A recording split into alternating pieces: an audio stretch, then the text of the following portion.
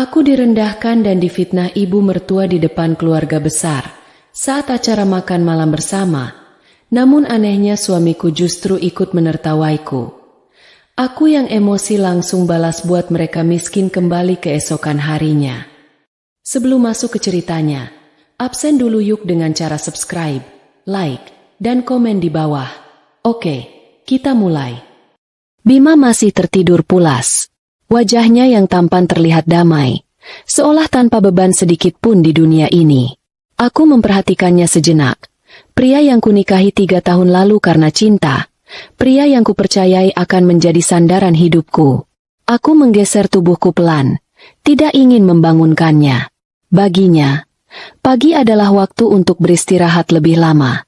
Bagiku, pagi adalah awal dari pertempuran. Rumah ini, dengan pilar-pilar tinggi dan lantai marmer yang dingin, adalah hasil kerja kerasku. Setiap ubinnya, setiap perabot impornya, dibeli dengan keringat dan jam tidur yang kukorbankan. Aku, Anissa, membangun perusahaan kosmetikku dari sebuah usaha rumahan sederhana. Aku masih ingat hari-hari ketika tanganku pegal karena mengaduk bahan, dan punggungku sakit karena membungkuk mengemas produk hingga larut malam. Kini, perusahaan itu menjadi salah satu pemain besar di industri kecantikan nasional. Dan kekayaan itu seharusnya menjadi berkat bagi keluarga kecil kami. Seharusnya, aku bangkit dan berjalan menuju ruang ganti yang luasnya setara dengan ruang tamu di rumah orang tuaku dulu. Deretan gaun, tas bermerek, dan sepatu mahal tertata rapi. Sebagian besar adalah milikku, namun ada satu bagian khusus untuk Bima. Setelan jas pesanan dari desainer ternama, jam tangan mewah yang harganya bisa untuk membeli sebuah rumah sederhana, dan sepatu kulit yang mengkilap. Aku yang membelikan semuanya. Aku ingin suamiku terlihat berwibawa, setara dengan posisinya sebagai direktur pemasaran di salah satu anak perusahaanku. Posisi yang juga aku yang memberikannya. Terkadang, saat melihat semua kemewahan ini, ada suara kecil di kepalaku yang bertanya, apakah dia mencintaiku, atau hanya mencintai semua ini? Tapi selalu kutepis pikiran itu. Aku mencintainya, dan itu sudah cukup. Setelah mandi dan bersiap, aku turun ke ruang makan. Aroma kopi segar sudah tercium. Bei Inah, asisten rumah tangga kami, sudah menyiapkan sarapan. Di meja, sudah duduk Ibu Reni, ibu mertuaku. Ia tinggal bersama kami sejak 6 bulan setelah kami menikah, dengan alasan ingin menemani masa tua satu-satunya anak laki-lakinya. Pagi ini ia mengenakan daster satin dengan riasan tipis yang masih menempel dari sisa semalam. Ia sedang membaca sebuah majalah mode, sesekali menyeruput tehnya dengan gaya yang dibuat-buat. "Pagi, Bu," sapaku lembut, sambil menarik kursi di seberangnya. Ia menurunkan majalahnya, menatapku dari atas ke bawah. Tatapannya selalu terasa seperti sedang menilai. "Pagi, kamu sudah mau berangkat? Bima mana?" tanyanya, tanpa membalas senyumku. "Masih tidur, Bu. Semalam dia bilang lelah sekali, banyak rapat penting di kantor." Jawabku, sebuah kebohongan kecil untuk menjaga citra suamiku di depan ibunya sendiri. Padahal aku tahu, semalam Bima pulang larut karena pergi bermain golf dengan teman-temannya. Rapat hanyalah alasan. Ibu Reni mendengus pelan. "Tentu saja lelah. Menjadi direktur itu tidak mudah, Anissa. Tanggung jawabnya besar. Kamu harus lebih mengerti. Siapkan vitamin untuknya. Pijat kalau perlu. Suami itu harus dirawat, supaya rezekinya lancar untuk istri." Aku hanya mengangguk dan mulai mengoleskan selai pada rotiku. Aku sudah terbiasa dengan kalimat-kalimat seperti itu. Seolah-olah semua kemewahan ini datang dari Bima, dan aku hanyalah seorang istri yang beruntung yang tugasnya hanya melayani. Padahal kenyataannya, seluruh bangunan ini, termasuk biaya hidup Ibu Reni yang serba mewah, ditopang oleh pundakku. Arisan sosialitanya, tas-tas baru yang ia pamerkan setiap minggu, perjalanan ke Singapura hanya untuk berbelanja, semua berasal dari rekeningku. Tapi aku diam. Demi menjaga keharmonisan, demi melihat Bima senang, aku rela menelan semua kepahitan kecil ini setiap hari. "Oh iya, Anissa," Ibu Reni berkata lagi, kali ini dengan nada yang lebih manis, Nada yang selalu ia gunakan jika ada maunya. Bulan depan, geng arisanku mau mengadakan acara di Bali. Temanya, Glamorous White. Aku lihat ada gaun putih cantik sekali di butik langgananku. Tapi harganya. Ia sengaja menggantungkan kalimatnya. Aku sudah tahu arahnya. Nanti Anissa transfer, Bu. Jawabku singkat, tanpa menatapnya. Wajahnya langsung cerah. Nah, begitu. Dong. Kamu memang menantu yang baik. Ibu doakan bisnismu semakin lancar, supaya Bima juga semakin sukses. Lagi-lagi begitu. Kesuksesanku selalu dihubungkan dengan kesuksesan semu Bima. Seakan-akan aku ini hanyalah pendukung, bukan pemain utama. Selesai sarapan, aku pamit berangkat ke kantor. Saat aku mencium punggung tangan Ibu Reni, ia menepuk lenganku dan berbisik, "Jangan terlalu lelah bekerja. Ingat kodratmu sebagai wanita. Nanti kalau kamu kusam dan tidak terawat, Bima bisa cari yang lain, loh." Di dalam mobil, dalam perjalanan menuju kantor, aku memijat pelipisku yang mulai berdenyut. Kata-kata Ibu Reni terngiang-ngiang. Selama ini aku mencoba berpikir positif. Mungkin Ibu Reni hanya orang tua kolot yang cara bicaranya ceplas-ceplos. Mungkin Bima hanya sedang menikmati masa mudanya. Mereka tidak bermaksud jahat. Aku terus mengulang mantra itu di dalam hati, mencoba memadamkan api kecil yang mulai terasa panas di dadaku. Di kantor, aku adalah orang yang berbeda. Aku adalah Anissa sang pemimpin. Tegas, lugas, dan visioner. Semua karyawan menghormatiku karena kemampuanku, bukan karena status atau hartaku. Hari itu, aku memimpin rapat evaluasi kuartal. Semua divisi mempresentasikan hasilnya dengan baik, kecuali satu, divisi pemasaran, divisi yang dipimpin oleh Bima. Laporannya berantakan. Target penjualan jauh dari harapan, dan anggaran promosi membengkak tanpa hasil yang jelas. Pak Dodi, manajer keuangan kepercayaanku, menatapku dengan cemas saat presentasi itu berlangsung. Ia tahu siapa pemimpin divisi itu. Setelah rapat selesai, Pak Dodi masuk ke ruanganku. "Bu Anissa, saya harus bicara jujur. Divisi pemasaran di bawah Pak Bima tidak berjalan baik. Banyak program yang tidak efektif dan pengeluarannya tidak terkontrol. Ini sudah kuartal kedua berturut-turut hasilnya seperti ini. Jika ini perusahaan lain, direkturnya pasti sudah dievaluasi ketat." Aku menghela napas panjang. Saya tahu, Pak Dodi. Saya akan menanganinya. Terima kasih atas kejujuran Bapak. Sepanjang sisa hari itu, pikiranku kacau. Aku harus bagaimana? Jika aku menegur Bima secara profesional, ia akan tersinggung dan menganggapku tidak menghargai posisinya sebagai suami. Harga dirinya sangat tinggi, setinggi gedung kantorku, namun sayangnya fondasinya sangat rapuh. Tapi jika aku diam saja, perusahaanku yang akan rugi. Perusahaan yang kubangun dengan darah dan air mata. Malamnya, aku mencoba membahas ini dengan hati-hati. Kami sedang duduk di teras belakang, menatap lampu taman yang berpendar di permukaan kolam. "Mas, tadi ada rapat evaluasi."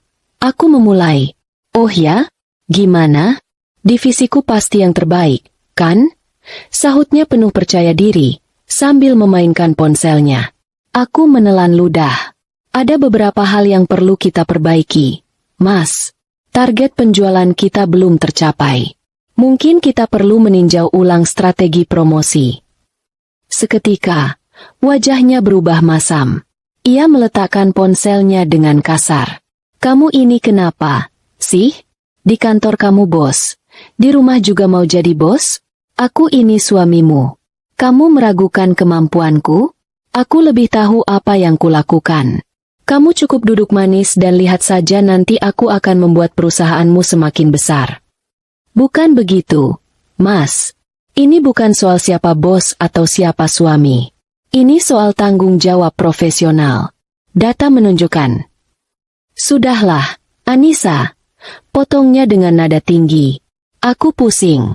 Aku lelah bekerja seharian dan di rumah aku malah diinterogasi. Apa kamu tidak bisa memberiku sedikit ketenangan?" Setelah itu, Ia bangkit dan masuk ke dalam rumah, membanting pintu kaca di belakangnya. Aku termenung sendirian di teras. Angin malam terasa dingin menusuk kulit. Beginilah selalu akhirnya. Setiap kali aku mencoba berbicara tentang hal serius yang menyangkut dirinya, ia akan marah, memutarbalikkan fakta, dan membuatku merasa bersalah. Dan aku, seperti biasa, akan mengalah. Demi kedamaian. Demi cinta yang kuyakini masih ada di sana, tersembunyi di balik semua keangkuhannya. Minggu-minggu berlalu dalam pola yang sama. Ibu Reni dengan daftar permintaannya yang tak ada habisnya. Bima dengan sikapnya yang semakin acuh tak acuh dan boros. Dan aku dengan kesabaranku yang terus-menerus kugali dari dasar hati, berharap suatu saat nanti mereka akan berubah. Hingga suatu hari, ide itu muncul. Sebentar lagi adalah hari ulang tahun pernikahan orang tuaku yang ke-40. Aku ingin merayakannya secara besar-besaran, sebagai bentuk terima kasihku pada mereka. Aku memutuskan untuk mengadakan acara syukuran di kampung halamanku, di rumah sederhana tempat aku dibesarkan. Aku ingin semua keluarga besar berkumpul. Aku juga berharap, dengan membawa Bima dan ibunya ke sana, mereka bisa melihat dari mana aku berasal, melihat kesederhanaan dan ketulusan keluargaku, dan mungkin, hati mereka akan sedikit melunak. Aku membayangkan sebuah acara yang hangat dan penuh tawa. Sebuah jembatan yang akan menghubungkan dua dunia yang berbeda. Oh, betapa naifnya aku saat itu. Aku tidak tahu, bahwa jembatan yang kubangun itu justru akan menjadi panggung bagi penghinaan terbesarku. Hari itu tiba. Langit di kampung halamanku tampak biru cerah, secerah harapanku. Halaman rumah orang tuaku yang tidak seberapa luas sudah disulap menjadi tempat perayaan yang meriah namun tetap sederhana. Tenda putih berhiaskan janur kuning berdiri anggun. Kursi-kursi ditata rapi, dan aroma masakan ibu yang khas, gudeg, opor ayam, dan sambal goreng krecek, menguar dari dapur, membangkitkan kenangan masa kecilku. Sanak saudara dari berbagai kota sudah berdatangan. Tawa riang dan obrolan dalam bahasa Jawa yang kental memenuhi udara. Aku merasa hangat, merasa kembali menjadi Anissa yang dulu, sebelum semua kemewahan dan kepalsuan itu datang. Aku mengenakan kebaya modern yang elegan namun tidak berlebihan, sementara kedua orang tuaku memakai beskap dan kebaya klasik. Wajah mereka berseri-seri penuh kebahagiaan. Bapak dan ibu tidak pernah meminta apapun dariku. Melihatku bahagia saja sudah cukup bagi mereka. Dan hari ini, aku ingin menunjukkan pada mereka bahwa aku bahagia, meskipun hatiku tahu ada retakan kecil di sana. Mobil mewah yang membawa Bima dan Ibu Reni akhirnya tiba, menjadi pusat perhatian di jalan desa yang sempit. Mereka turun dari mobil seperti bangsawan yang salah alamat. Bima mengenakan kemeja batik sutra yang harganya mungkin setara dengan penghasilan Pak Deku selama 3 bulan. Ibu Reni, bahkan lebih parah. Ia memakai gaun terusan berwarna menyilaukan, lengkap dengan kacamata hitam besar, perhiasan emas yang berkilauan, dan sepatu hak tinggi yang langsung terbenam di tanah halaman yang sedikit lembab. Raut wajah mereka jelas menunjukkan ketidaksukaan. Astaga, Anissa, panas sekali di sini. Banyak nyamuk lagi. Keluh Ibu Reni sambil mengibas-ngibaskan tangannya, seolah mengusir udara desa yang dianggapnya kotor. Bima hanya diam, tapi matanya memandang berkeliling dengan tatapan merendahkan. Ia menyalami bapak dan ibuku dengan setengah hati, tanpa sedikit pun senyum di wajahnya. Aku mencoba menutupi kecanggungan itu dengan senyum cerah. Ayo, masuk dulu, Mas, Bu, di dalam lebih adem. Ajakku, sambil menuntun mereka ke kursi yang sudah kusiapkan secara khusus di barisan paling depan. Sepanjang acara, mereka berdua seperti patung. Ibu Reni sibuk menyeka keringat dengan sapu tangan bermereknya, sementara Bima tidak lepas dari ponselnya, seakan-akan ada urusan negara yang lebih penting daripada menghormati keluarga istrinya. Beberapa paman dan bibiku mencoba mengajak mereka mengobrol dengan ramah, bertanya tentang pekerjaan atau kehidupan di kota. Tapi jawaban yang mereka terima selalu singkat, dingin, dan kadang terdengar sarkastik. Wah, Mas Bima ini direktur, ya? Hebat sekali. Puji salah satu Pak Deku dengan tulus. Bima hanya mengangkat satu alisnya. Ya, begitulah, Pak D. Dunia korporat itu rumit. Tidak semua orang bisa mengerti. Jawabnya, menyiratkan bahwa lawan bicaranya tidak selevel dengannya. Hatiku mulai terasa perih melihat sikap mereka. Ini keluargaku. Orang-orang tulus yang telah membesarkan dan mendukungku. Mengapa mereka tidak bisa menunjukkan sedikit saja rasa hormat? Aku terus-menerus meminta maaf dalam hati kepada keluargaku atas sikap suami dan mertuaku. Acara puncak pun tiba. Pemotongan tumpeng oleh bapak dan ibuku, diiringi doa dan ucapan selamat dari seluruh keluarga. Suasana terasa begitu hikmat dan hangat.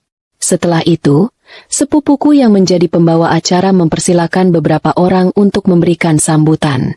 Pertama adalah bapakku, yang dengan suara bergetar mengucapkan terima kasih dan rasa syukurnya. Lalu giliranku.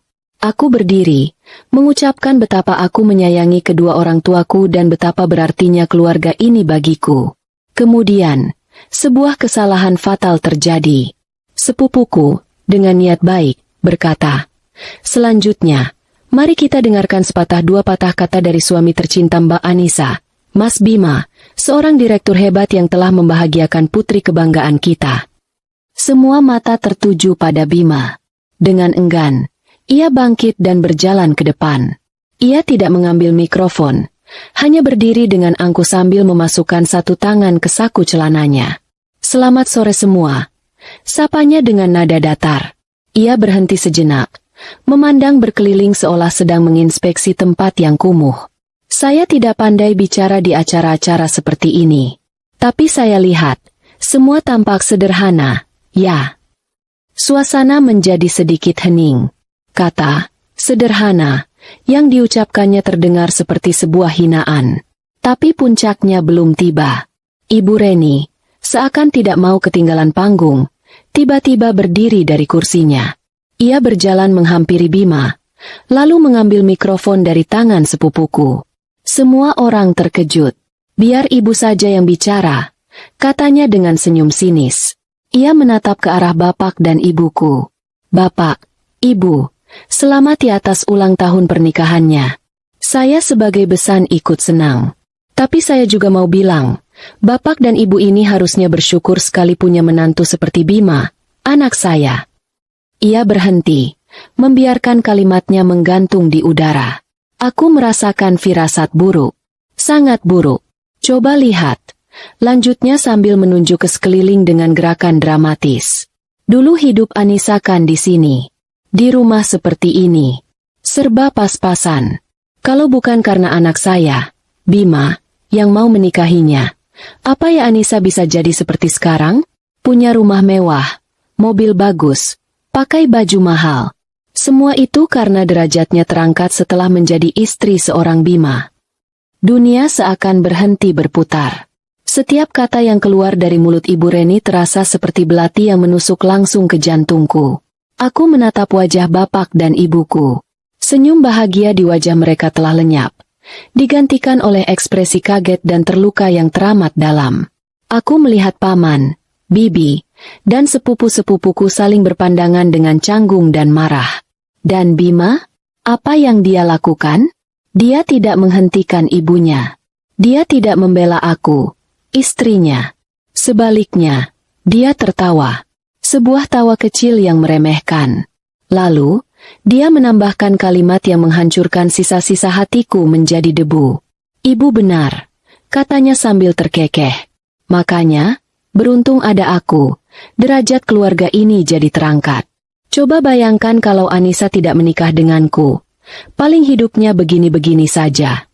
Suara tawa Bima menggema di tengah keheningan yang menyakitkan. Itu adalah suara pecahnya kesabaranku.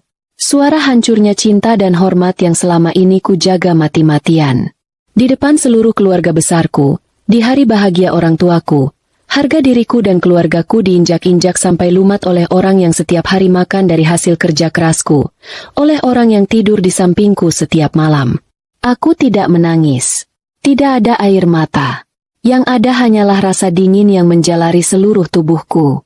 Semua rasa sakit, semua kekecewaan, semua kemarahan yang selama ini kupendam, tiba-tiba mengkristal menjadi satu keputusan yang solid dan setajam es. Semuanya sudah cukup. Aku menatap lurus ke arah Bima dan Ibu Reni. Untuk pertama kalinya, mereka melihat tatapan yang berbeda di mataku. Bukan tatapan Anissa yang lembut dan penurut, tapi tatapan seorang ratu yang kerajaannya baru saja coba dihancurkan, dan kini siap untuk berperang. Aku tersenyum tipis, sebuah senyum yang tidak mencapai mataku. Acara itu berakhir dalam suasana yang canggung dan menyedihkan. Dalam perjalanan pulang, di dalam mobil yang kubelikan untuknya, Bima dan ibunya masih mengomel. Acaranya membosankan. Makanannya juga aneh-aneh. Bikin perut ibu sakit. Keluh Ibu Reni. Sudah kubilangkan, tidak usah datang. Buang-buang waktu saja. Timpal Bima. Mereka tidak sadar, atau mungkin tidak peduli, dengan kehancuran yang baru saja mereka ciptakan. Aku tidak mengucapkan sepatah kata pun. Aku hanya memandang keluar jendela, menatap sawah-sawah yang berlarian di kegelapan malam. Tapi aku tidak melihatnya. Yang kulihat adalah gambaran masa depan mereka. Masa depan tanpa rumah mewah, tanpa mobil sport, tanpa kartu kredit tanpa batas. Masa depan di mana mereka akan belajar arti sesungguhnya dari kata sederhana. Tirai kemewahan yang selama ini kubentangkan untuk mereka, malam ini akan kututup rapat-rapat. Dan aku akan memastikan mereka tidak akan pernah bisa membukanya lagi. Pertunjukan telah usai. Saatnya membayar tiket. Keheningan di meja makan pagi itu terasa berbeda. Bukan hening yang damai, melainkan hening yang berat dan tajam, seperti pecahan kaca yang tak terlihat. Aku sudah duduk di sana sejak subuh. Secangkir kopi hitam yang sudah dingin menemaniku. Aku tidak menyentuh sarapan yang disiapkan Bei Inah. Nafsu makanku telah hilang, digantikan oleh sebuah energi dingin yang aneh, sebuah ketenangan yang menakutkan. Semalam aku tidak tidur. Aku menghabiskan malam dengan menatap langit-langit kamar, memutar ulang setiap detik penghinaan di rumah orang tuaku. Setiap kata, setiap tawa, terpatri di benakku, membakar habis sisa-sisa cinta naif yang pernah kumiliki. Bima dan Ibu Reni turun bersamaan. Wajah mereka masih masam sisa kekesalan dari perjalanan kemarin. Mereka sepertinya mengira aku hanya sedang merajuk. Mereka terbiasa dengan aku yang akan diam sejenak setelah pertengkaran, lalu kembali seperti sedia kala. Mereka salah. Anissa yang mereka kenal telah mati kemarin sore, terkubur di bawah tatapan terluka orang tuanya. "Kamu tidak ke kantor?" tanya Bima ketus, sambil mengambil roti dan mengolesinya dengan kasar. "Sebentar lagi," jawabku singkat. Mataku tak lepas dari tablet di tanganku. Aku sedang membaca laporan pasar, tapi pikiranku ada di tempat lain. Ibu Reni duduk di kursinya, mendesah dramatis. Aduh, badan ibu pegal-pegal semua. Perjalanan ke kampungmu itu benar-benar menyiksa. Lain kali kalau mau buat acara, di hotel bintang 5 saja, ya, lebih berkelas. Aku tidak menjawab. Aku hanya menarik napas pelan, mengumpulkan kekuatan. Selesai dengan kopiku, aku bangkit. "Aku berangkat dulu," kataku, tanpa menoleh pada mereka. Aku tidak melakukan ritual pagiku yang biasa, menyiapkan dasi Bima atau mencium tangannya. Aku hanya berjalan lurus menuju pintu depan, meninggalkan mereka dalam kebingungan. Di dalam mobil, dalam perjalanan menuju kantor, aku melakukan panggilan telepon pertama yang akan memulai segalanya. Aku menelepon manajer relasi pribadiku di bank. "Selamat pagi, Pak Haris. Ini Anissa," sapaku dengan suara yang tenang dan terkontrol.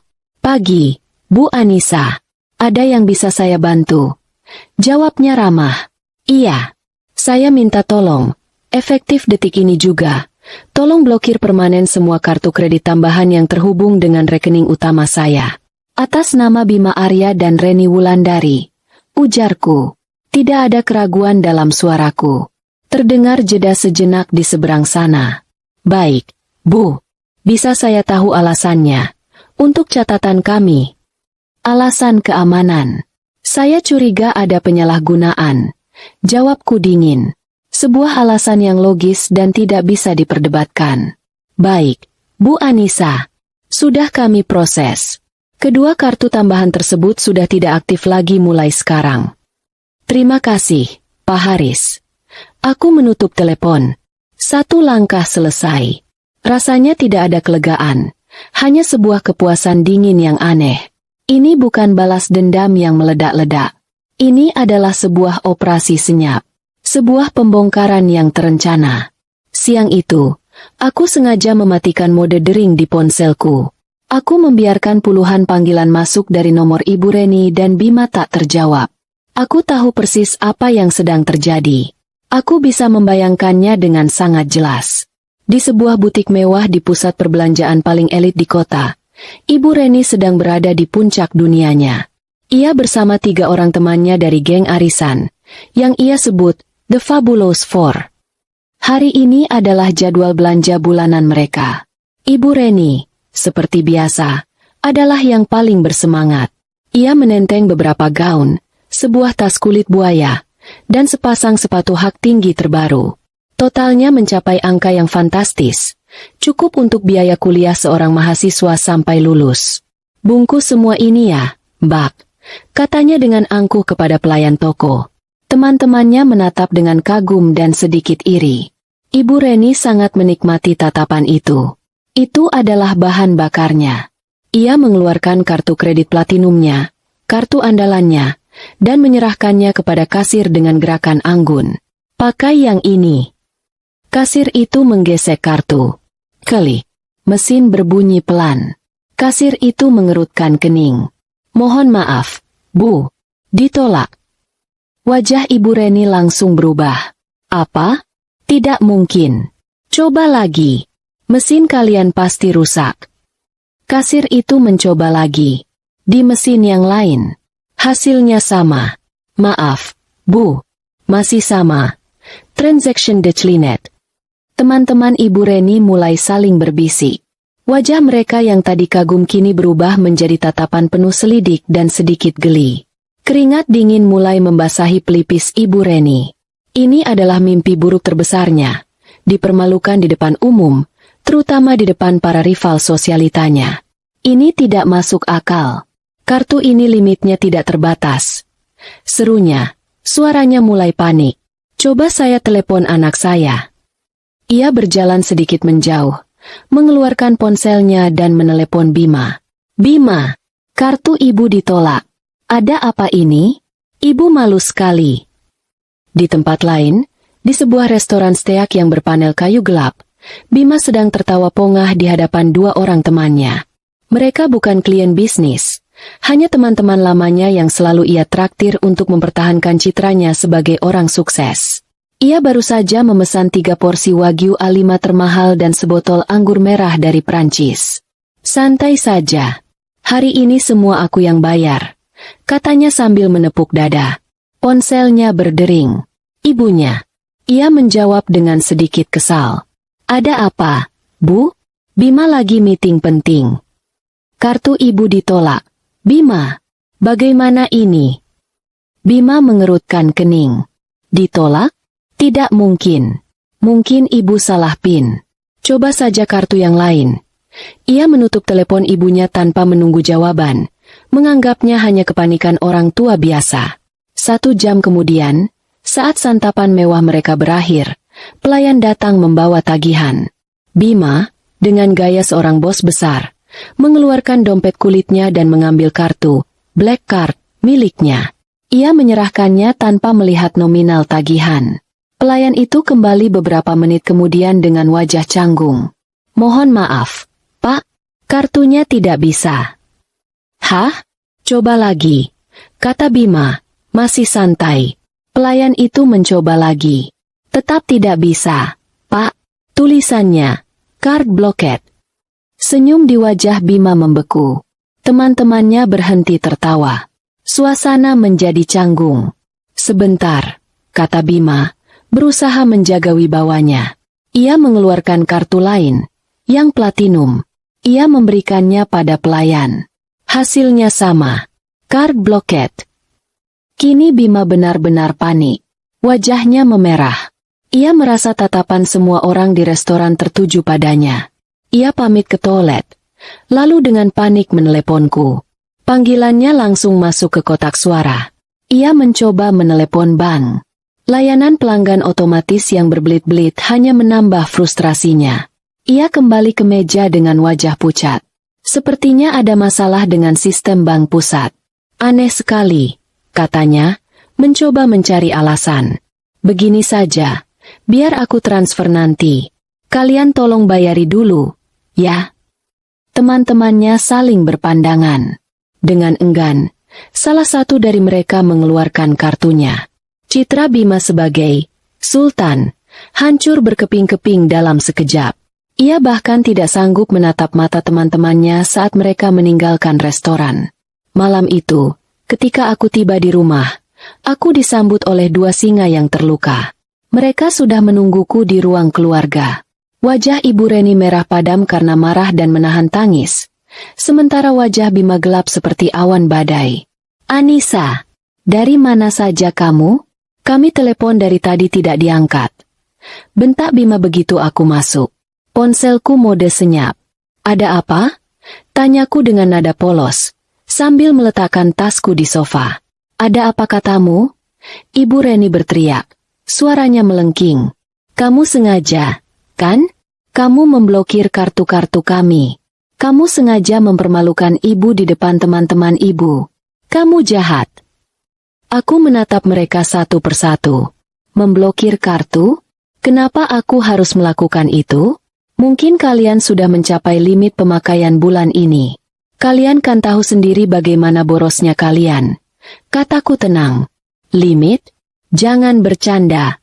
Anissa, kartu-kartu itu tidak ada limitnya. Sergah Bima. Aku sudah cek. Statusnya diblokir. Ini pasti perbuatanmu. Aku mengangkat bahu dengan acuh tak acuh. Oh ya? Aku tidak tahu apa-apa. Seharian ini aku sibuk sekali di kantor. Banyak pekerjaan yang harus kuselesaikan. Mungkin ada kesalahan dari pihak bank. Besok coba aku telepon mereka. Jawaban dinginku yang tidak memuaskan itu membuat mereka semakin murka. Tapi mereka tidak bisa berbuat apa-apa. Mereka tidak punya bukti. Mereka hanya punya tuduhan. Dan aku punya penyangkalan yang sempurna. Mereka terbiasa memegang kendali lewat emosi dan manipulasi.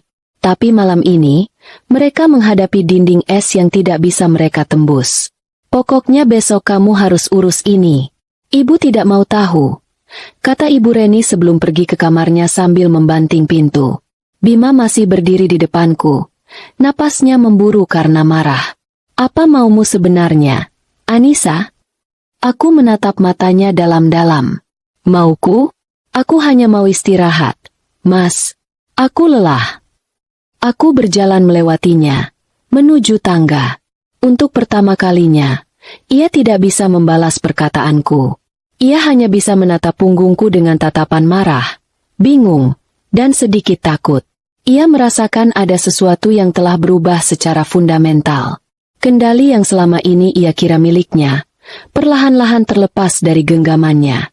Pesta memang telah usai, dan mereka berdua bahkan belum sadar bahwa ini barulah hidangan pembuka.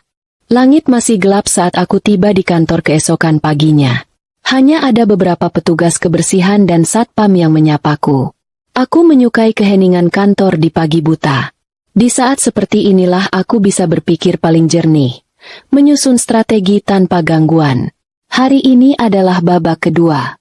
Jika kemarin aku menyerang kenyamanan finansial mereka, hari ini aku akan mencabut pilar utama dari kebanggaan dan status sosial mereka.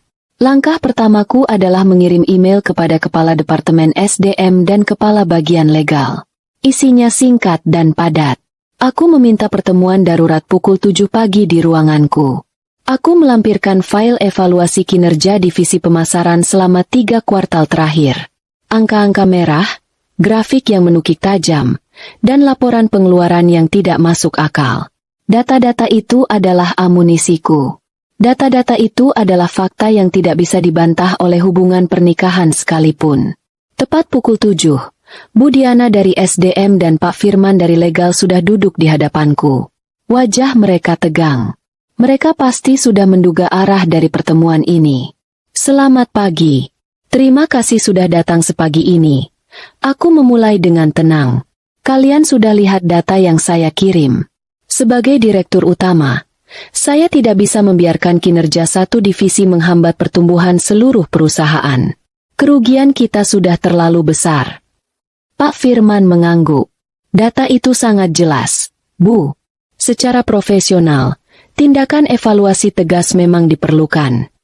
Saya tidak mau evaluasi lagi, Pak Firman. Kataku tegas. Saya mau tindakan final. Bu Diana, tolong siapkan surat pemutusan hubungan kerja untuk Direktur Pemasaran, Bima Arya. Alasannya, kinerja jauh di bawah standar dan tidak memenuhi target perusahaan secara konsisten. Pastikan semua prosedur legal dipenuhi, pesangon sesuai aturan, agar tidak ada celah untuk tuntutan di kemudian hari. Bu Diana sedikit terkejut dengan ketegasanku, tapi ia mengangguk patuh. Baik, Bu, akan segera kami siapkan. Dan satu hal lagi, tambahku, efektif per hari ini, akses masuk atas nama beliau dicabut. Barang-barang pribadinya di ruangannya tolong dikemas dalam box dan bisa diambil di resepsionis. Dia tidak perlu lagi naik ke lantai atas. Lalu, untuk 2 mobil perusahaan yang beliau gunakan, sedan sport dan SUV, tolong tim aset segera menariknya hari ini juga. Itu adalah fasilitas jabatan, dan jabatannya sudah berakhir. Lanjutku, tanpa jeda. Keduanya menatapku dengan campuran rasa kaget dan hormat. Mereka melihat Anissa yang berbeda. Bukan istri dari direktur pemasaran, tapi seorang CEO yang sedang membuat keputusan bisnis yang sulit namun perlu. Laksanakan segera, perintahku sebagai penutup. Sekitar pukul 10 pagi, Bima baru tiba di kantor. Ia selalu datang siang, dengan alasan mencari inspirasi di pagi hari. Padahal aku tahu, ia hanya malas bangun pagi. Hari ini, ia berjalan memasuki lobi dengan langkah angkuh seperti biasanya, menyapa beberapa karyawan dengan lambaian tangan ala seorang bintang. Ia menuju gerbang akses khusus untuk jajaran direksi. Ia menempelkan kartunya. Lampu merah menyala. Akses ditolak. Ia mengerutkan kening. Dicobanya lagi. Masih sama. Beberapa karyawan yang lewat mulai memperhatikannya. Wajah Bima mulai memerah. Ia menganggap ini adalah kesalahan sistem yang memalukan. Ia berjalan ke meja resepsionis dengan kesal. Kartu saya kenapa ini? Sistem kalian error, ya? Panggil teknisi, cepat. Hardiknya pada resepsionis muda itu. Sebelum resepsionis itu menjawab, Kepala Keamanan, Pak Tatang, datang menghampirinya. Pak Tatang adalah pria bertubuh tegap yang sangat loyal padaku. Ia membawa sebuah amplop coklat besar dan sebuah kotak kardus. Selamat pagi, Pak Bima. Sapa Pak Tatang dengan nada formal yang kaku. Maaf, Pak. Akses Bapak sudah tidak berlaku lagi. Apa maksudmu tidak berlaku?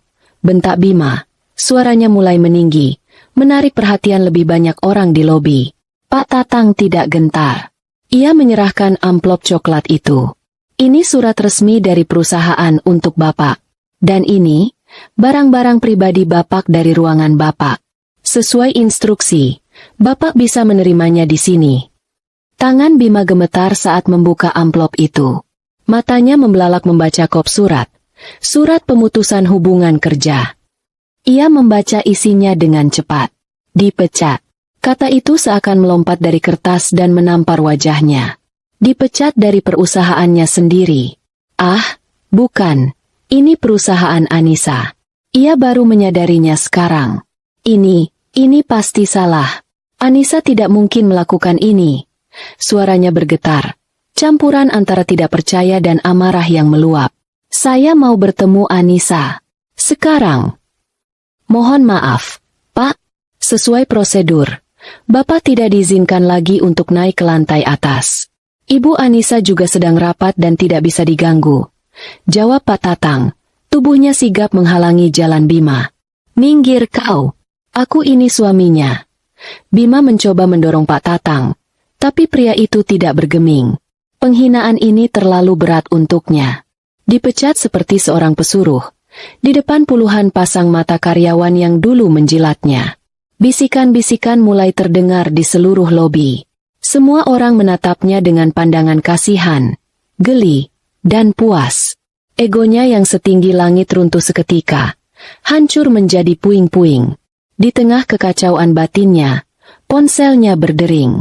Suara ibunya terdengar histeris di seberang sana, bahkan sebelum ia sempat berkata halo. Bima, Bima, gawat, ada orang-orang aneh datang ke rumah.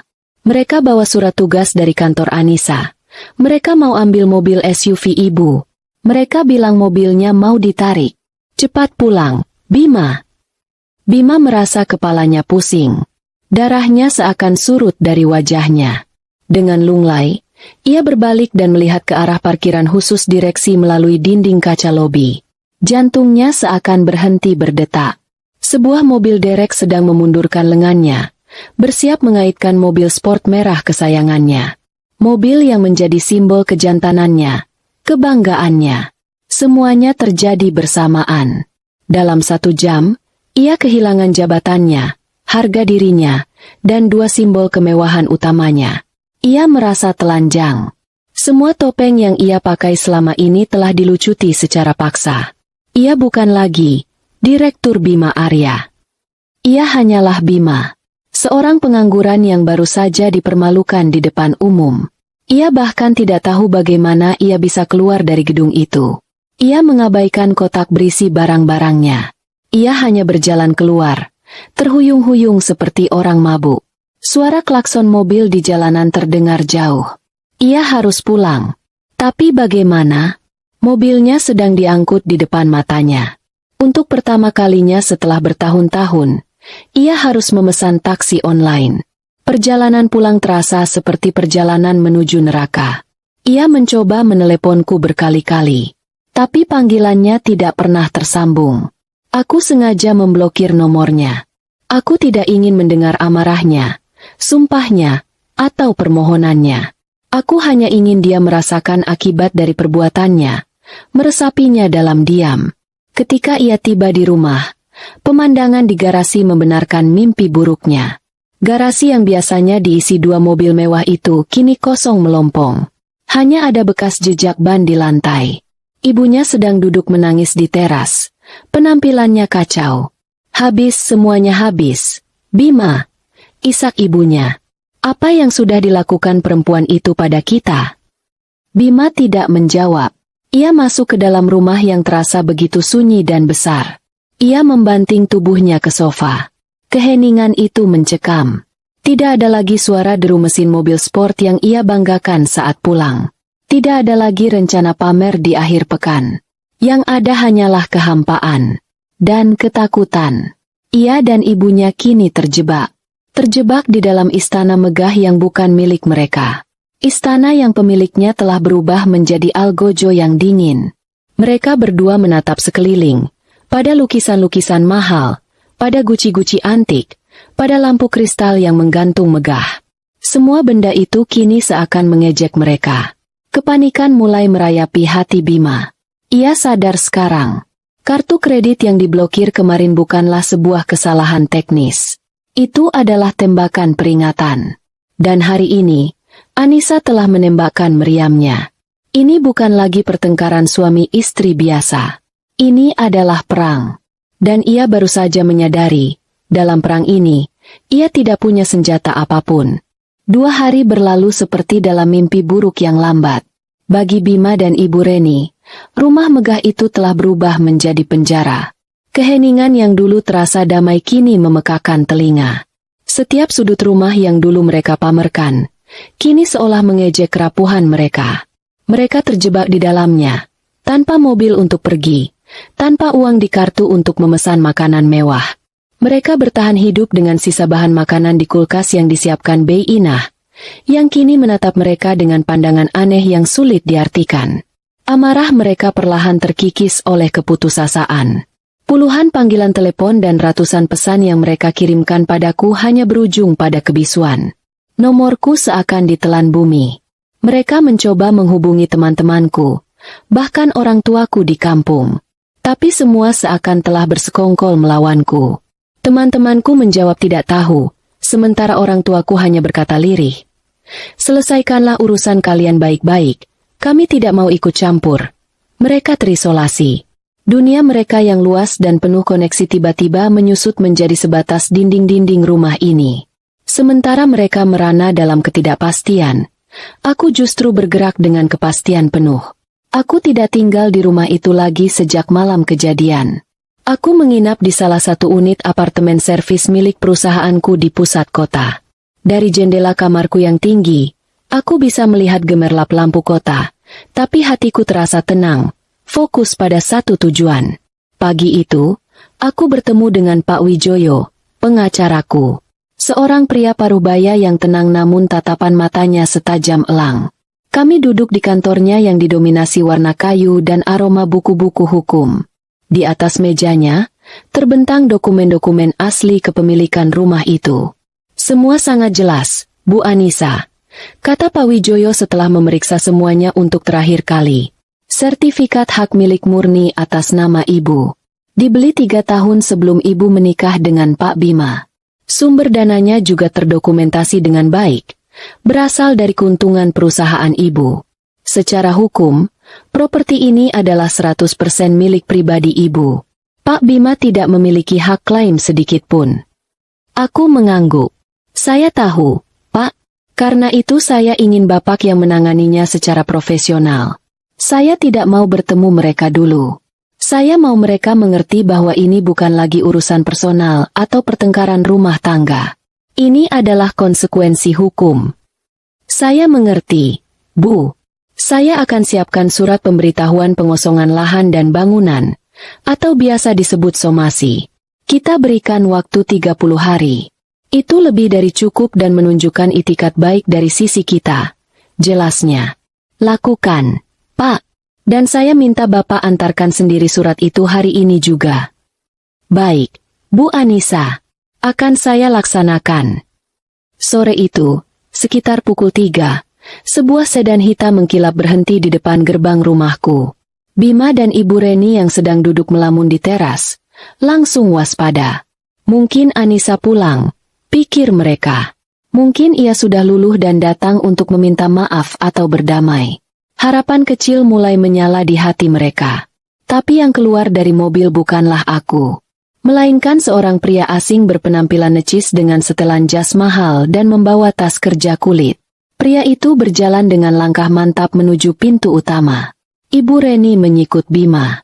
Siapa itu? Temanmu? Bima menggeleng.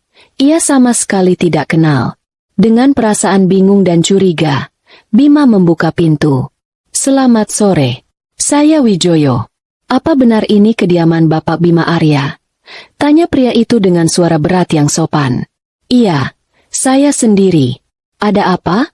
Jawab Bima, mencoba memasang tampang berwibawa yang sudah luntur. Saya pengacara dari Ibu Anissa. Ada dokumen hukum penting yang harus saya sampaikan secara langsung kepada Bapak dan Ibu Reni, kata Pak Wijoyo. Tatapannya beralih sejenak pada Ibu Reni yang mengintip dari belakang Bima. Kata, pengacara, dan dokumen hukum, membuat jantung mereka berdebar kencang. Dengan enggan, Bima mempersilakan Pak Wijoyo masuk. Mereka duduk di ruang tamu yang terasa dingin dan kaku. Pak Wijoyo membuka tas kerjanya, mengeluarkan sebuah map tebal, dan meletakkannya di atas meja kaca. Bapak, Ibu, saya tidak akan berlama-lama. Klien saya, Ibu Anissa, selaku pemilik sah dari properti dengan alamat ini, telah mencabut izin tinggal Bapak dan Ibu di sini. Apa? Apa maksudmu? Sergah Ibu Reni, matanya melotot. Pak Wijoyo tetap tenang. Ia mendorong map itu ke arah Bima. Ini adalah surat pemberitahuan resmi. Di dalamnya tertera permintaan agar Bapak dan Ibu mengosongkan properti ini dalam waktu 30 hari sejak surat ini diterima. Jika dalam waktu tersebut properti belum dikosongkan, maka dengan sangat terpaksa kami akan menempuh jalur hukum lebih lanjut. Tangan Bima bergetar saat mengambil dan membaca surat itu. Setiap kata yang tertulis terasa seperti pukulan palu. Mengosongkan rumah. Diusir. Kata-kata itu berdengung di telinganya. Ini gila. Ini tidak sah. Teriak Bima. Amarahnya meledak. Aku ini suaminya. Rumah ini kami tempati bersama. Ini harta Gonogini. Kamu tidak bisa mengusir kami begitu saja. Pak Wijoyo sepertinya sudah menduga reaksi ini. Dengan sabar, ia mengeluarkan beberapa lembar dokumen lain dari tasnya. Pak Bima, mohon maaf. Properti ini bukan harta bersama. Ini adalah salinan sertifikat hak milik atas nama Anissa Maharani. Tanggal pembeliannya jauh sebelum pernikahan Bapak dan Ibu. Ini adalah bukti transfer dana pembelian dari rekening perusahaan beliau. Secara hukum, rumah ini adalah harta bawaan istri. Bapak tidak memiliki hak atasnya. Penjelasan yang gamblang dan didukung bukti otentik itu membungkam Bima. Ia menatap dokumen-dokumen itu dengan nanar. Semua argumennya patah. Ia selama ini hidup dalam ilusi bahwa ia adalah sang raja di istana ini. Hari ini ia disadarkan bahwa ia hanyalah seorang tamu yang masa tinggalnya sudah habis. Ibu Reni mulai menangis. Bukan tangisan sedih, melainkan tangisan frustrasi dan marah. Tega sekali perempuan itu. Setelah semua yang Bima berikan padanya, ini balasannya? Mengusir suami dan mertuanya sendiri? Di mana otaknya? Menantu durhaka. Pak Wijoyo tidak menanggapi caci maki itu. Ia hanya menatap Bima. Tanda terima suratnya ada di halaman terakhir. Pak, mohon ditandatangani. Bima menatap pengacara itu dengan kebencian. Tapi ia tahu ia tidak punya pilihan. Dengan tangan yang terasa berat seperti timah, ia menandatangani kertas itu. Sebuah tanda tangan yang secara simbolis mengakhiri eranya di rumah ini. Setelah mendapatkan tanda tangan, Pak Wijoyo membereskan dokumen-dokumennya dan bangkit berdiri. Tugas saya di sini sudah selesai. Jika ada pertanyaan lebih lanjut, Bapak bisa menghubungi saya melalui nomor yang tertera di kartu nama saya. Selamat sore. Pengacara itu pergi, meninggalkan keheningan yang lebih pekat dari sebelumnya. Bima dan Ibu Reni terpaku di tempat mereka, menatap selembar surat di atas meja yang kini terasa seperti vonis mati. 30 hari. Mereka hanya punya waktu 30 hari sebelum mereka benar-benar kehilangan segalanya. Rumah yang megah ini, dengan kolam renangnya yang biru, tamannya yang asri, dan perabotannya yang mewah, kini terasa seperti rumah hantu. Setiap benda di dalamnya seolah berbisik, "Kamu bukan pemilikku." Mereka menatap sekeliling dengan pandangan kosong. Istana mereka ternyata hanyalah istana kertas yang dibangun di atas kebaikan seorang wanita.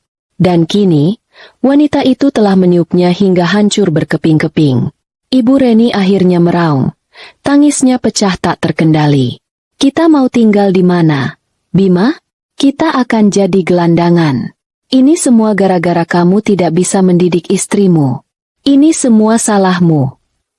Setelah 3 hari membiarkan mereka terkurung dalam kepanikan, aku akhirnya memutuskan bahwa inilah saatnya untuk konfrontasi.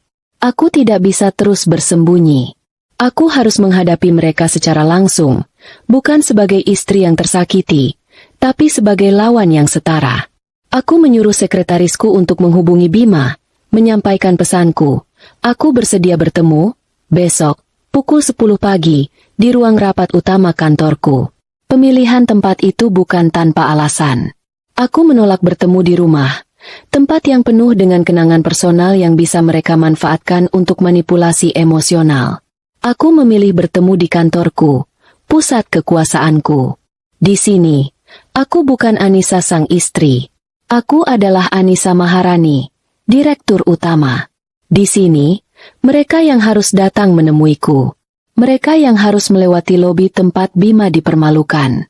Mereka yang harus merasakan tatapan para karyawan.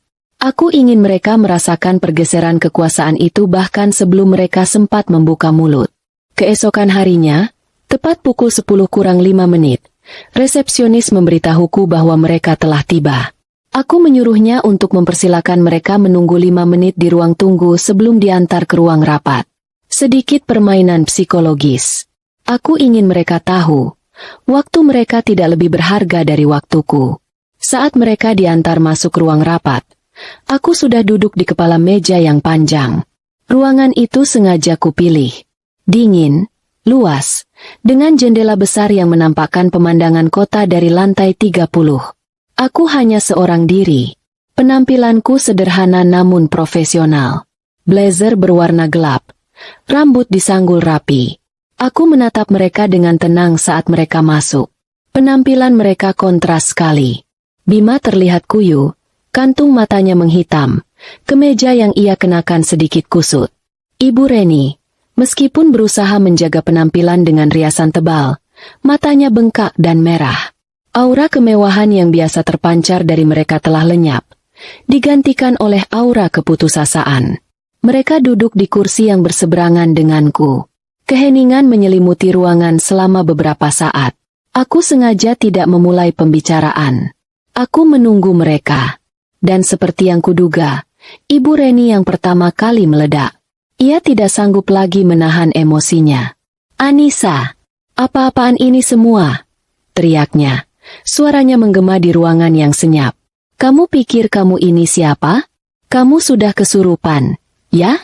Tega sekali kamu melakukan ini pada kami, pada suamimu, pada mertuamu yang sudah menganggapmu seperti anak sendiri. Kamu itu menantu durhaka." Bima menimpali. Nadanya lebih rendah tapi penuh dengan amarah yang tertahan. "Aku tidak percaya kamu bisa sekejam ini. Memblokir kartu, memecatku di depan semua orang, mengambil mobil, dan sekarang kamu mau mengusir kami dari rumah? Di mana hatimu, Anissa?" Aku membiarkan mereka mengeluarkan semua amarahnya. Aku tidak memotong, tidak membantah. Aku hanya menatap mereka dengan dingin, membiarkan kata-kata kasar mereka mental dari dinding ketenangan yang telah kubangun di sekelilingku. Aku perlu mereka mengeluarkan semua racun itu terlebih dahulu. Setelah beberapa menit, caci maki mereka mulai mereda. Napas mereka terengah-engah. Mereka menatapku, mungkin mengharapkan aku menangis, berteriak balik, atau setidaknya menunjukkan reaksi. Tapi aku tidak memberi mereka kepuasan itu. Ketika aku melihat kemarahan mereka telah habis dan berganti dengan keputusasaan, aku tahu tahap kedua akan dimulai. Taktik mereka berubah. Ibu Reni tiba-tiba menangis terseduh-seduh. Air mata buayanya mengalir, merusak riasan mahalnya. "Anissa, nak, ibu minta maaf kalau ibu ada salah kata. Ibu ini sudah tua, kadang tidak bisa menjaga ucapan. Tapi ibu sayang sama kamu. Jangan usir kami. Nak, kami mau tinggal di mana? Kasihanilah kami." Ia mencoba memainkan kartu belas kasihan. Bima mencondongkan tubuhnya ke depan. Tatapannya dibuat selembut mungkin. "Sayang, aku tahu aku salah. Aku minta maaf. Aku benar-benar minta maaf sudah menyakiti hatimu dan keluargamu. Aku hilaf. Tapi tolong, jangan hancurkan rumah tangga kita seperti ini. Ingat janji kita di depan penghulu? Ingat saat-saat bahagia kita dulu? Kita bisa perbaiki ini semua. Aku janji akan berubah." Mereka memainkan peran mereka dengan sangat baik. Seorang ibu tua yang malang dan seorang suami yang menyesal. Jika ini adalah Anissa yang dulu, aku mungkin sudah luluh.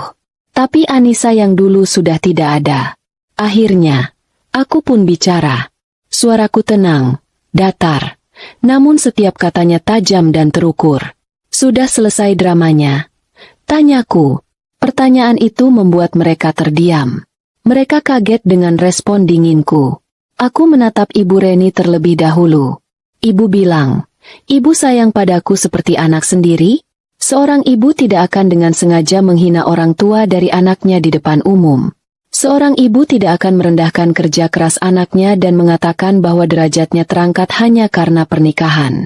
Apa yang ibu lakukan di kampung waktu itu bukanlah salah kata. Itu adalah cerminan asli dari isi hati ibu. Ibu tidak pernah menganggapku keluarga. Ibu hanya menganggapku sebagai mesin ATM berjalan. Kemudian, tatapanku beralih ke Bima. "Dan kamu, Mas Bima, kamu bicara tentang janji pernikahan? Di mana janjimu untuk melindungiku saat ibumu menghinaku?" Kamu justru tertawa. Kamu ikut menambahkan garam di atas lukaku. Kamu bicara tentang saat bahagia? Saat bahagia mana yang kamu maksud? Saat kamu menghabiskan uang perusahaan untuk foya-foya? Saat kamu meremehkan setiap masukanku untuk pekerjaanmu? Atau saat kamu lebih memilih membela ibumu daripada istrimu sendiri? Lagi dan lagi. Aku berhenti sejenak, membiarkan kata-kataku meresap. Wajah mereka pucat pasi. Kalian tahu apa yang paling menyakitkan? Lanjutku, suaraku sedikit bergetar. Bukan karena sedih, tapi karena amarah yang akhirnya kuizinkan keluar. Yang paling menyakitkan adalah melihat wajah orang tuaku. Wajah mereka yang penuh kebahagiaan. Hancur dalam sekejap karena keangkuhan kalian. Kalian tidak hanya menghinaku. Kalian meludahi pengorbanan orang tuaku. Permintaan maaf kalian, kataku sambil menatap lurus ke mata Bima, tidak lahir dari kesadaran. Itu lahir dari ketakutan. Kalian tidak menyesal telah menyakitiku. Kalian hanya menyesal karena semua fasilitasnya telah kutarik.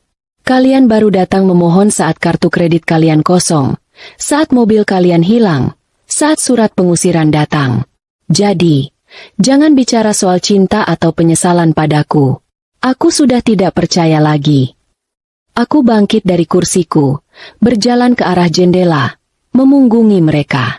Aku menatap kota di bawah sana. Semua keputusan saya sudah final. Rumah itu akan saya jual. Perusahaan ini akan terus berjalan, tanpamu.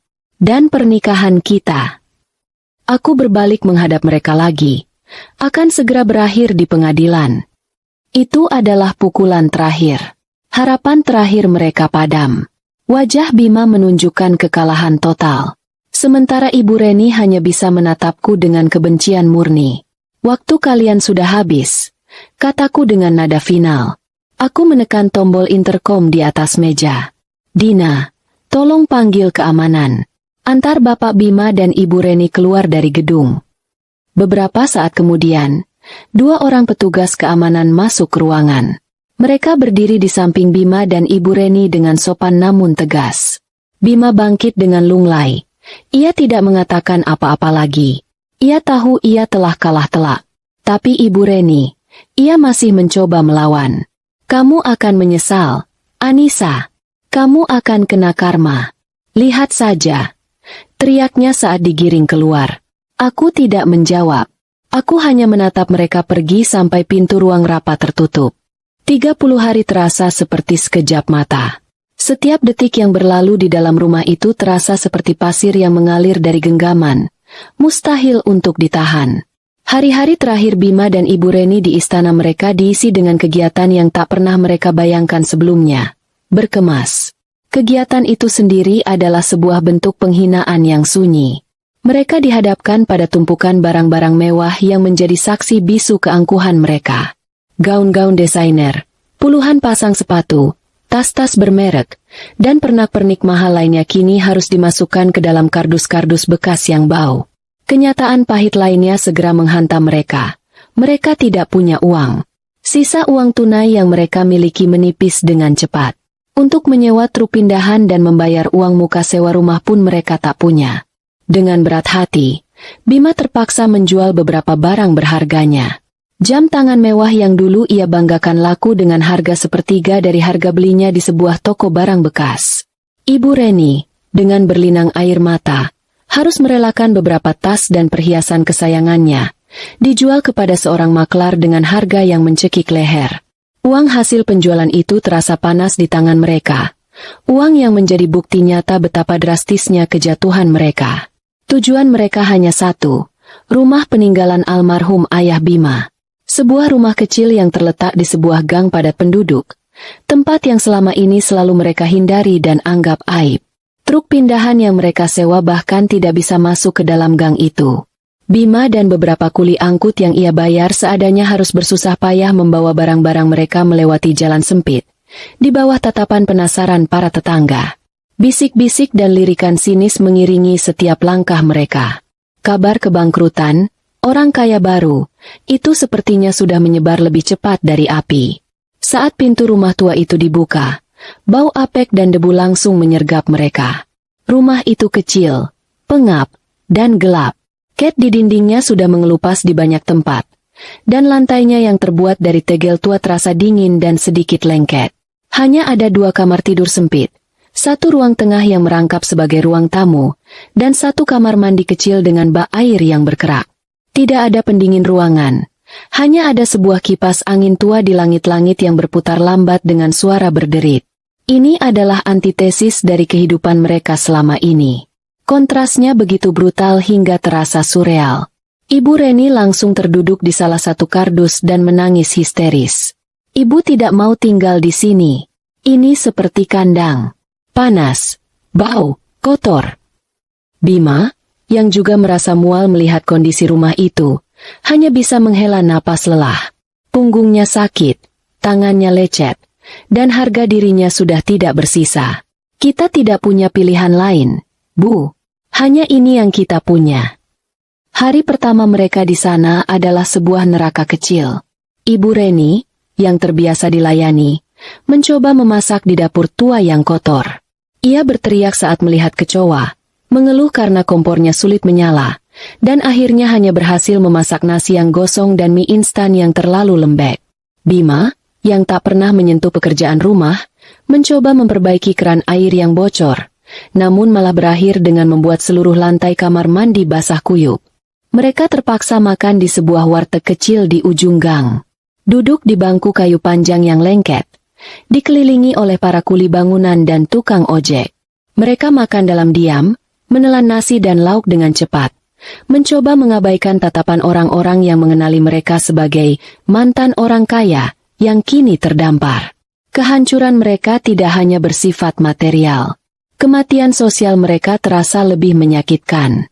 Ibu Reni, dalam keputusasaannya, mencoba menghubungi teman-teman arisannya. Ia ingin mengeluh, mencari simpati, atau mungkin meminjam uang. Tapi teleponnya jarang diangkat. Sekali tersambung, ia hanya mendapat jawaban yang dingin dan penuh alasan. Aduh, maaf ya, Ren. Aku lagi sibuk sekali, nanti aku telepon lagi. Tentu saja, telepon itu tidak pernah datang. Ia membuka media sosialnya dan melihat foto-foto gengnya sedang berkumpul di sebuah kafe mewah, tertawa bahagia tanpanya. Ia telah dibuang. Statusnya yang hilang berarti ia tidak lagi berguna bagi mereka. Bima mengalami hal yang sama. Teman-teman yang dulu selalu memujinya kini menghindar. Ajakannya untuk sekadar minum kopi ditolak dengan berbagai alasan. Ia sadar, pertemanan mereka dibangun di atas kemampuannya untuk mentraktir. Saat sumber uang itu kering, loyalitas mereka pun ikut menguap. Ia menjadi seorang paria, terkurung dalam rumah sempit yang panas, tanpa hiburan dan tanpa teman. Sifat asli mereka pun muncul ke permukaan. Mereka mulai saling menyalahkan. Pertengkaran hebat menjadi menu sehari-hari. Ini semua karena mulutmu yang tidak bisa dijaga itu, Bu. Teriak Bima pada suatu sore yang gerah. Kalau saja ibu tidak menghina keluarga Anissa, semua ini tidak akan terjadi. Salahkan aku terus. Padahal kamu yang tidak becus jadi suami. Balas Ibu Reni, suaranya tak kalah melengking. Kamu lembek. Tidak bisa mengendalikan istrimu sendiri. Laki-laki macam apa kamu ini? Kalau ayahmu masih hidup, dia pasti malu melihatmu. Caci maki dan hinaan terlontar, membuka luka-luka lama dan menaburkan garam di atasnya. Ikatan ibu dan anak yang dulu terlihat begitu solid saat mereka sama-sama menikmati kemewahan, kini terbukti sangat rapuh. Ikatan mereka ternyata hanyalah sebuah aliansi yang dibangun di atas keserakahan bersama. Saat sumber keserakahan itu hilang, yang tersisa hanyalah kebencian dan penyesalan. Suatu malam, Bima tidak bisa tidur karena suara dangdutan dari rumah tetangga dan panas yang menyengat. Ia keluar, duduk di sebuah bangku plastik reot di teras depan yang sempit. Ia menatap gang yang gelap, hanya diterangi oleh satu lampu jalan yang berkedip-kedip. Aroma selokan yang mampet menusuk hidungnya. Seekor tikus besar berlari melintas di depannya, membuatnya terlonjak kaget. Ia menatap kedua telapak tangannya. Dulu, tangan ini selalu terawat, lembut. Hanya ia gunakan untuk memegang setir mobil sport atau menandatangani dokumen yang bahkan tidak ia baca. Sekarang, tangan itu kotor, kapalan, dan ada beberapa lecet yang masih perih. Ia baru saja selesai membantu tetangga mengangkat tabung gas untuk mendapatkan sedikit uang rokok. Sebuah pekerjaan yang tak pernah terlintas dalam mimpi terliarnya sekalipun. Inilah realitas barunya. Bukan lagi mimpi buruk, tapi sebuah kenyataan yang harus ia jalani setiap hari. Tidak ada lagi sarapan mewah, Tidak ada lagi pujian dari teman-teman. Tidak ada lagi rasa hormat dari orang lain. Yang ada hanyalah perjuangan untuk bertahan hidup dari hari ke hari. Kejatuhannya sudah sempurna. Ia telah kembali ke titik nol. Bahkan mungkin lebih rendah dari itu. Dan dari dasar jurang ini, puncak gunung yang pernah ia diami terasa begitu jauh, mustahil untuk digapai kembali. Minggu-minggu pertama di rumah tua itu berlalu seperti siksaan. Kejutan dan amarah awal telah memudar, digantikan oleh rutinitas kesengsaraan yang monoton.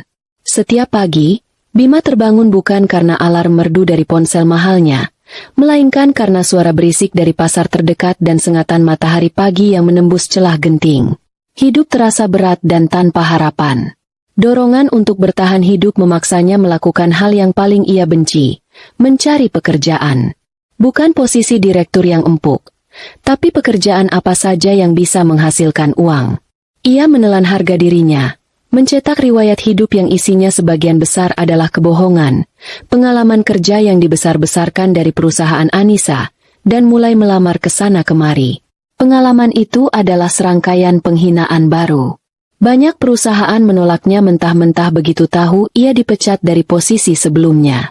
Beberapa perekrut menatapnya dengan pandangan curiga, seolah tahu bahwa gelar direktur yang ia sandang dulu hanyalah sebuah hadiah. Ia ditawari posisi-posisi rendahan, sales lapangan dengan target yang tidak masuk akal, agen asuransi dari pintu ke pintu, atau staf administrasi dengan gaji yang hanya cukup untuk membayar listrik dan air. Egonya yang rapuh memberontak. Bagaimana mungkin ia, yang dulu biasa memimpin rapat di ruangan ber-AC, kini harus berpanas-panasan di jalanan? Suatu siang yang terik, saat ia sedang menunggu bus kota yang penuh sesak setelah sebuah wawancara kerja yang gagal, sebuah momen aneh terjadi. Di tengah kepulan asap knalpot dan deru mesin, ingatannya melayang. Ia tidak teringat pada kemewahan yang hilang. Ia justru teringat pada hal-hal kecil tentang Anissa. Ia ingat suatu malam saat ia sedang lembur, meskipun sebenarnya hanya bermain game di kantor. Anissa datang membawakan makan malam buatannya sendiri, khawatir suaminya kelaparan. Ia ingat senyum tulus Anissa saat ia memberinya hadiah ulang tahun pertama mereka, sebuah dompet kulit sederhana, jauh sebelum ia mampu membelikan barang-barang mewah. Ia ingat bagaimana mata Anissa akan berbinar penuh semangat saat bercerita tentang ide-ide bisnis barunya. Kenangan-kenangan itu datang seperti kilat, menyadarkannya pada sesuatu yang telah lama ia lupakan. Ia tidak hanya kehilangan sumber kekayaan. Ia telah kehilangan seorang wanita yang, dengan segala kesibukannya, selalu menempatkannya sebagai prioritas. Seorang wanita baik yang cintanya telah ia anggap remeh, ia manfaatkan, dan akhirnya ia hancurkan. Penyesalan mulai merayap di hatinya. Ini bukan lagi sekadar penyesalan karena kehilangan fasilitas, melainkan sebuah kesadaran samar tentang nilai seseorang yang baru terasa saat orang itu telah tiada.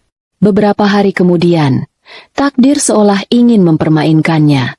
Saat sedang berjalan kaki untuk menghemat ongkos, ia melewati sebuah hotel bintang 5. Di lobi hotel itu, melalui jendela kaca yang besar, ia melihat pemandangan yang membuat langkahnya terhenti. Di sana, di sebuah sofa yang nyaman, Anissa sedang tertawa lepas bersama beberapa orang temannya. Ia terlihat berbeda. Sangat berbeda. Tidak ada lagi jejak ketegangan di wajahnya. Ia tampak lebih ringan, lebih bebas. Ia mengenakan blus sederhana, namun auranya begitu kuat dan bersinar. Tawanya terdengar renyah. Sebuah tawa yang sudah lama tidak pernah Bima dengar. Saat itu, sebuah kebenaran yang menyakitkan menampar Bima. Anissa tidak hancur tanpanya. Sebaliknya, Anissa justru mekar. Kepergiannya dari hidup Anissa bukanlah sebuah kehilangan bagi wanita itu, melainkan sebuah pembebasan. Ilusi terakhirnya bahwa Anissa membutuhkannya, bahwa ia adalah pahlawan yang mengangkat derajat istrinya, kini benar-benar musnah. Melihat Anissa yang begitu bahagia tanpanya, sementara ia terpuruk dalam penderitaan, menumbuhkan sebuah perasaan baru dalam diri Bima. Campuran antara penyesalan yang mendalam, rasa rindu yang aneh, dan sebuah harapan putus asa yang irasional. Ia harus bicara pada Anissa, bukan untuk meminta uang atau rumahnya kembali. Ia meyakinkan dirinya sendiri bahwa ia hanya ingin meminta maaf dengan tulus, untuk menebus kesalahannya, untuk mendapatkan sedikit kedamaian dalam hatinya yang kacau. Dengan sisa-sisa keberanian yang ia miliki, ia mendatangi gedung kantor Anissa keesokan harinya. Ia tidak mencoba masuk. Ia tahu ia akan diusir. Ia hanya menunggu di seberang jalan, di bawah sebuah pohon, seperti seorang penguntit. Ia menunggu berjam-jam, menahan lapar dan panas, hanya untuk sebuah kesempatan. Sore harinya, ia melihat Anissa keluar dari lobi, berjalan menuju mobilnya yang sudah menunggu. Inilah kesempatannya. Bima berlari menyeberang jalan, mengabaikan klakson mobil yang marah. "Anissa!" panggilnya, suaranya serak. Anissa berhenti. Tangannya sudah digagang pintu mobil. Ia menoleh, sedikit terkejut melihat Bima di sana dengan penampilan yang acak-acakan. Sopirnya sudah bersiap turun, tapi Anissa memberinya isyarat untuk tetap di dalam. "Mas Bima, ada apa?" tanyanya. Nadanya datar, tidak menunjukkan emosi apapun. Bima berjalan mendekat. Napasnya terengah-engah. Ia menatap wanita yang pernah menjadi istrinya itu. Aku hanya ingin bicara sebentar." Anissa menatapnya. "Menunggu. Aku minta maaf," kata Bima. Suaranya bergetar. Kali ini, tidak ada nada angkuh atau dibuat-buat. "Aku benar-benar minta maaf, Anissa. Atas semuanya. Atas kelakuanku, atas kata-kataku, atas semua rasa sakit yang kuberikan padamu dan keluargamu. Aku bodoh. Aku sombong. Aku dibutakan oleh uang dan gengsi. Aku salah karena lebih mendengarkan ibu daripada kamu." Ia berhenti. Matanya mulai berkaca-kaca. "Aku tidak peduli lagi dengan uang atau rumah itu. Aku hanya merindukanmu. Aku sadar, aku telah kehilangan hal yang paling berharga dalam hidupku. Aku mohon, beri aku satu kesempatan lagi. Bukan untuk kembali ke kehidupan lama, tapi untuk memulai dari nol. Bersamamu." Ia mencurahkan isi hatinya. Sebuah pengakuan yang terdengar begitu tulus. Mungkin, di sudut hatinya, memang ada ketulusan itu. Ketulusan yang lahir dari penderitaan. Anissa mendengarkan semuanya dalam diam. Wajahnya tetap tenang, sulit ditebak. Untuk sesaat, Bima melihat sekelumit rasa iba di matanya, yang memberinya sepercik harapan.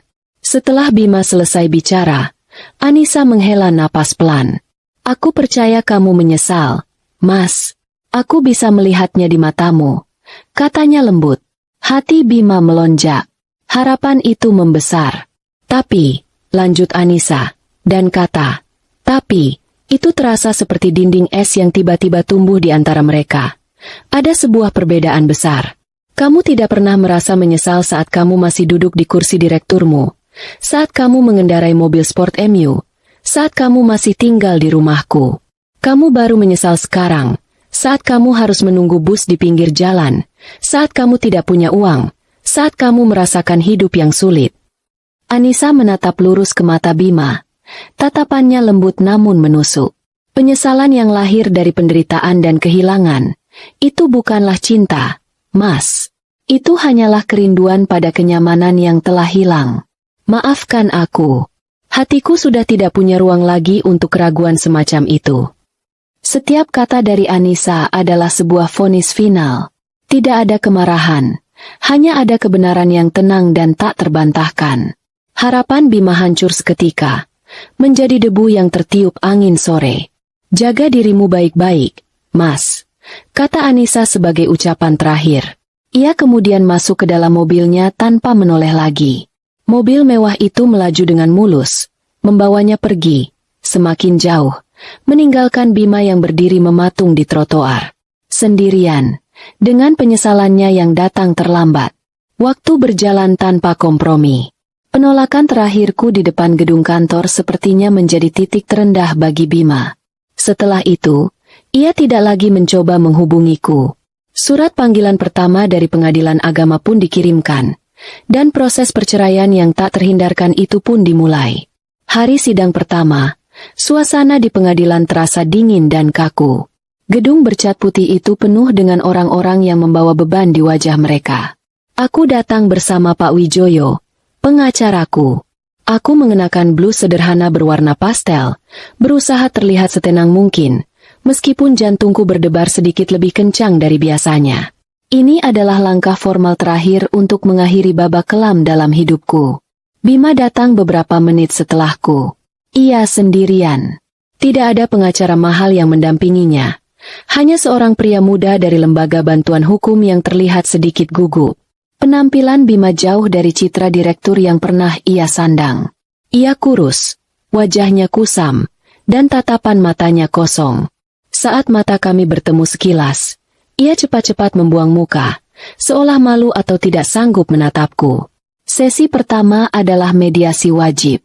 Kami duduk berhadapan di sebuah ruangan kecil, dipisahkan oleh sebuah meja kayu, dengan seorang mediator parubaya sebagai penengah. Tujuannya adalah untuk mencari jalan damai, kemungkinan rujuk. Sebuah formalitas yang terasa sia-sia. Ibu Anissa, Bapak Bima, mediator itu memulai dengan suara lembut. Pernikahan adalah ikatan suci. Setiap masalah pasti ada jalan keluarnya. Apakah tidak ada lagi ruang di hati untuk saling memaafkan dan mencoba kembali? Sebelum aku sempat menjawab, Bima angkat bicara, suaranya pelan dan serak. Saya tidak ingin bercerai, Pak. Saya masih mencintai istri saya. Saya mengakui saya telah melakukan banyak kesalahan, dan saya siap memperbaikinya. Itu adalah upaya terakhirnya, sebuah lemparan dadu yang putus asa. Aku menatapnya. Tidak ada lagi kemarahan di hatiku, yang ada hanya rasa lelah. Aku telah melewati titik di mana kata-katanya masih bisa memengaruhiku. Dengan tenang, aku menjawab, Bapak mediator yang terhormat, terima kasih atas niat baiknya. Tapi keputusan saya sudah bulat. Sudah tidak ada lagi yang bisa diperbaiki. Kepercayaan saya telah dihancurkan berkali-kali, dan puncaknya adalah saat suami saya dan ibunya menghina dan merendahkan martabat saya dan keluarga saya di depan umum. Bagi saya, itu adalah luka yang tidak bisa disembuhkan. Mediator itu mengangguk paham. Melihat keteguhan di mataku dan keputusasaan di wajah Bima, ia tahu usahanya tidak akan berhasil. Mediasi dinyatakan gagal, dan kasus pun dilanjutkan ke persidangan.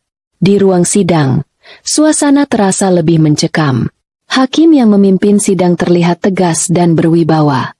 Inilah babak penentuan, bukan hanya soal status pernikahan, tapi juga soal harta.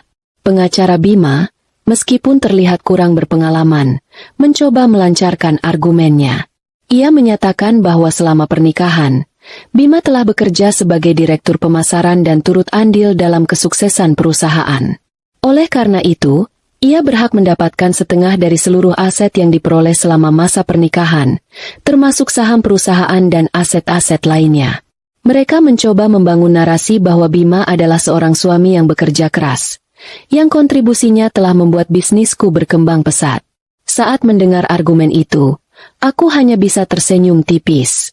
Sebuah senyum miris. Giliran Pak Wijoyo maju. Ia tidak banyak bicara.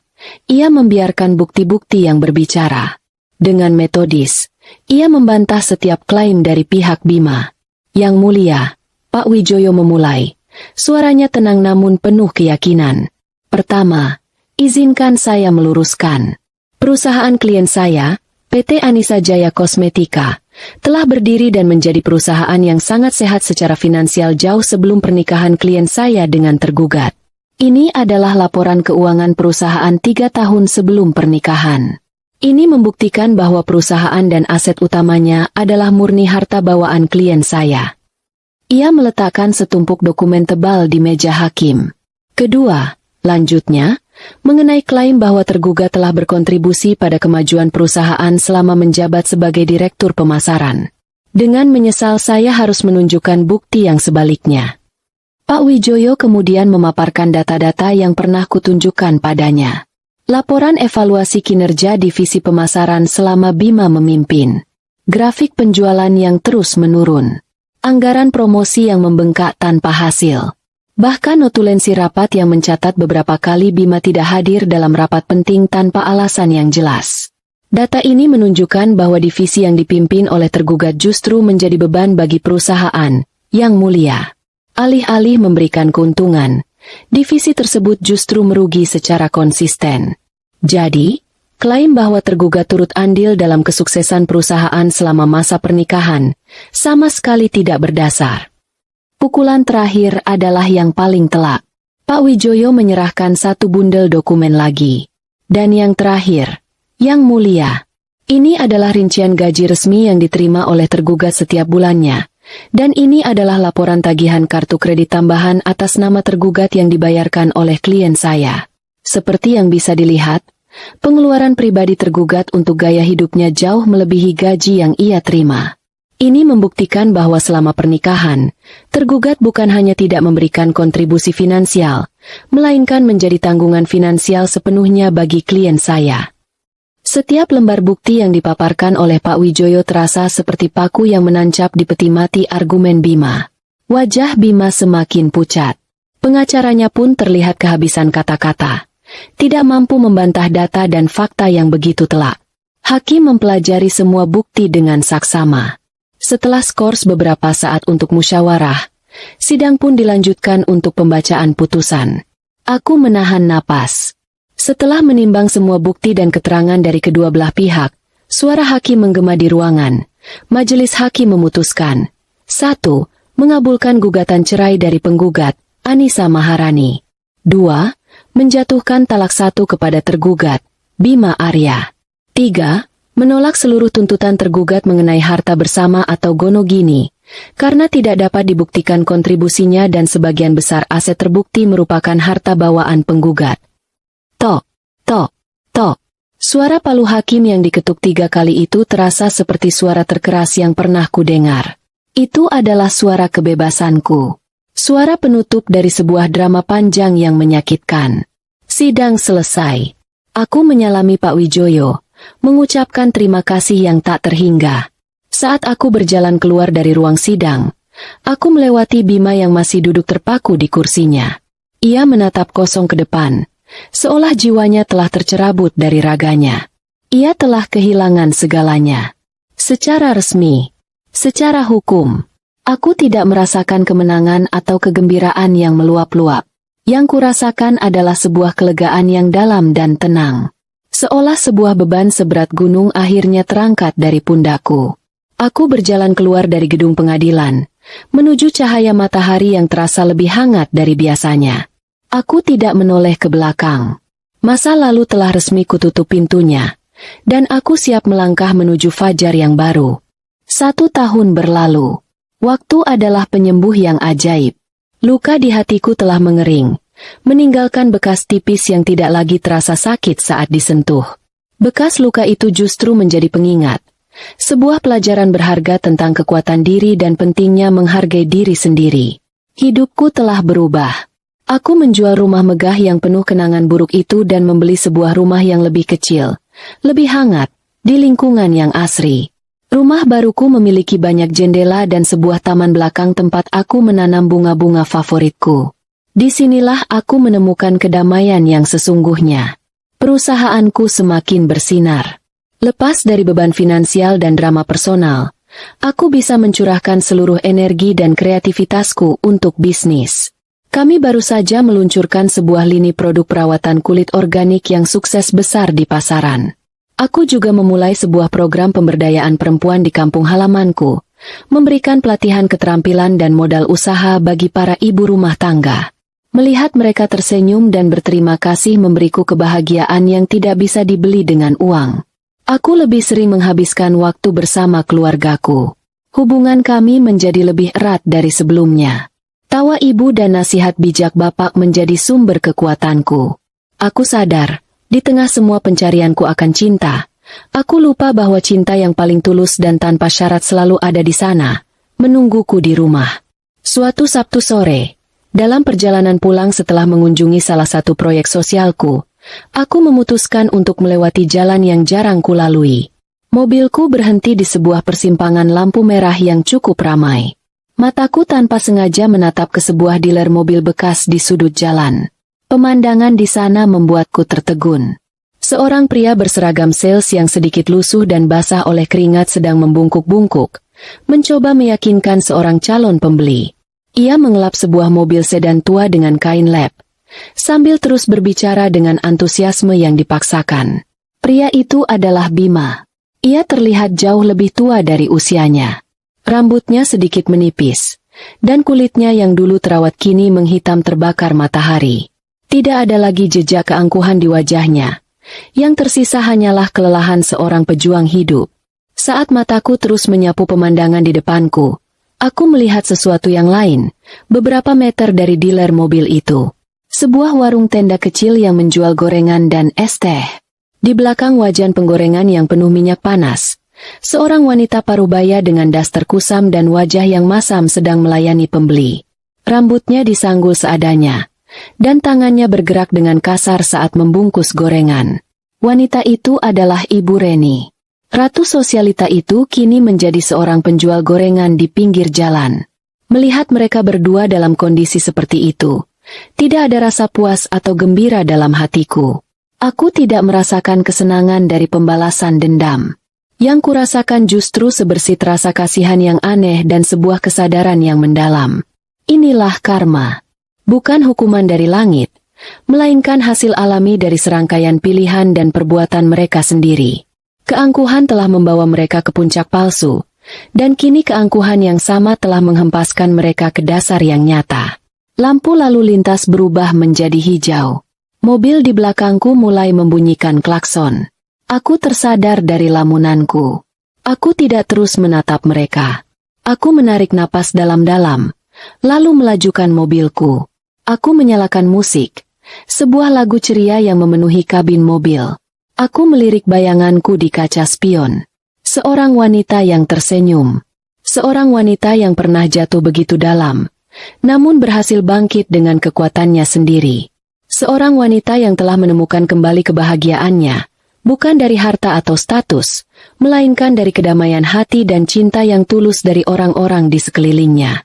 Bayangan warung gorengan dan dealer mobil bekas itu perlahan mengecil di kaca spion, lalu hilang di telan tikungan. Aku tidak lagi menoleh ke belakang.